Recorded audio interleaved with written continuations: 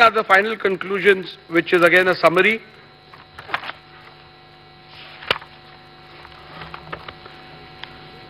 Have the respondents incurred disqualification in terms of paragraph 21A of the 10th schedule of the Constitution on account of their acts, omissions and conduct? I will also read the final conclusion. Following are the final conclusions from the analysis, observations, conclusions, findings and rulings recorded from paragraph 82 to paragraph 158 herein above. I conclude as follows. Shinde faction was the real Shiv Sena political party when the rival factions emerged on 21st June 2022. Shri Sunil Prabhu ceased to be the duly authorized whip from 21st June 2022. Shri Bharat Gogale was validly appointed as the whip of Shiv Sena political party on 21st June 2023. Shri Eknath Shinde was validly appointed as the leader of the Shiv Sena political party on 21st June 2023. Have the respondents incurred disqualification in terms of paragraph 21A of the 10th schedule of the Constitution on account of their acts, omissions and conduct?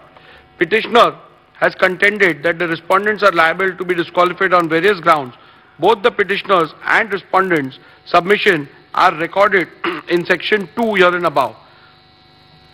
The various grounds on which the petitioner based the plea for disqualification is dealt with, where the alleged conduct of the respondent is purportedly becoming totally incommunicado, attracts disqualification under paragraph 2(1)(a) of the 10th schedule. Whether the alleged conduct of the respondents in purportedly becoming totally incommunicado attracts disqualification under paragraph 2 subclause 1 subclause A of the 10th schedule. The first ground on which the petitioner sought disqualification of the respondents is that the respondents became incommunicado. The submission cannot be accepted and the respondents cannot be held to be disqualified on this ground for the following reasons. The ground is a mere allegation, and apart from mere assertion that the respondents have gone incommunicado, the petitioner has not put forth any evidence or material to substantiate it. For instance, the petitioner has not provided any material about who was sought to be contacted and by whom, when such an attempt was made, etc. A mere unsubstantiated statement that the legislators have gone incommunicado cannot even be a ground to attract disqualification under paragraph 21A of the 10th schedule. When rival factions emerge in a political party, especially within the leadership, it is possible for both the factions to allege that the other faction has gone incommunicado. In such a circumstance, especially in the light of the law laid down by the Apex Court in Subhash Desai Supra, it would not be correct to hold any faction to have incurred disqualification for going incommunicado without first determining which of the faction is the real political party, reflecting the will of the political party. Also, having held that the Shinde faction was the real political party when the rival factions emerged, the submission of the petitioner that the respondents have gone incommunicado ceases to hold any meaning for the purpose of disqualification. On the 20th of June 2022, elections for the Legislative Council were held. In his cross-examination, Shri Sunil Prabhu, PW1, stated that all the MLAs were present for the same. In the face of this evidence, it would not be possible to accept that the legislators had gone incommunicado. Respondents have placed that they have been in touch with the UBT faction. They substantiated it by stating that Shri Milind Narvekar and Shri Ravindra Phatak, MLC, of the UBT faction, had gone to Surat and met Shri Eknath Shinde and other respondents on 21st June 2022 on the instructions of Shri Uddhav Thackeray. This fact was not denied by the petitioner, Shri Sunil Prabhu, when a suggestion was put to him in the cross-examination.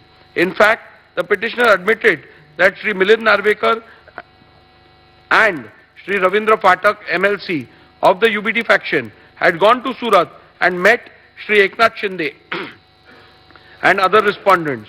Also, three of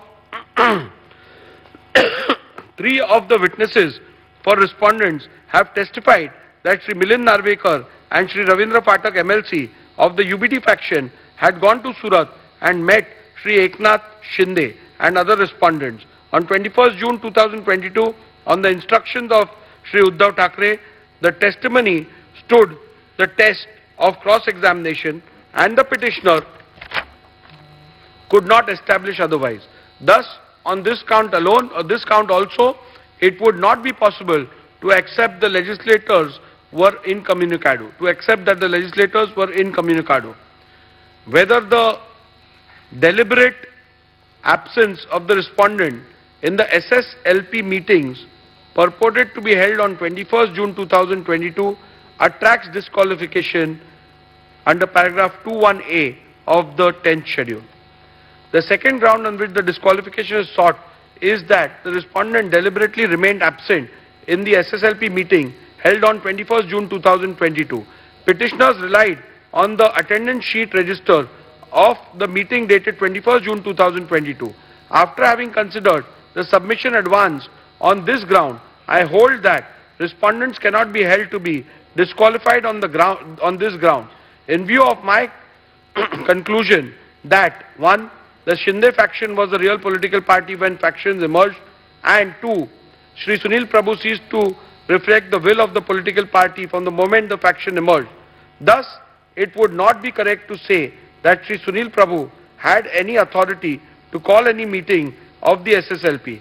Hence, on this ground alone, petitioner's case that the respondents were liable to be disqualified for non-attendance of the meeting dated 21st June 2022 is liable to be rejected.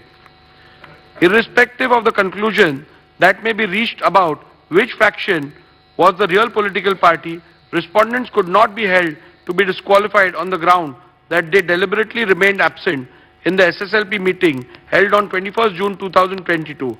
This is because of the following reasons. Petitioner relied upon the attendance sheet of the 21st of June 2022 to claim that all those MLAs who were signed the said attendance sheet were present in the meeting, while those who did not sign were not present. Based on this document, the UBT faction claimed that respondents remained deliberately absent. A comparison of the original attendance sheet produced along with the affidavit in lieu of chief examination of the petitioner Shri Sunil Prabhu, PW1, with the copy of the attendance sheet produced and verified as a true copy along with the petition, reveals that the two do not match.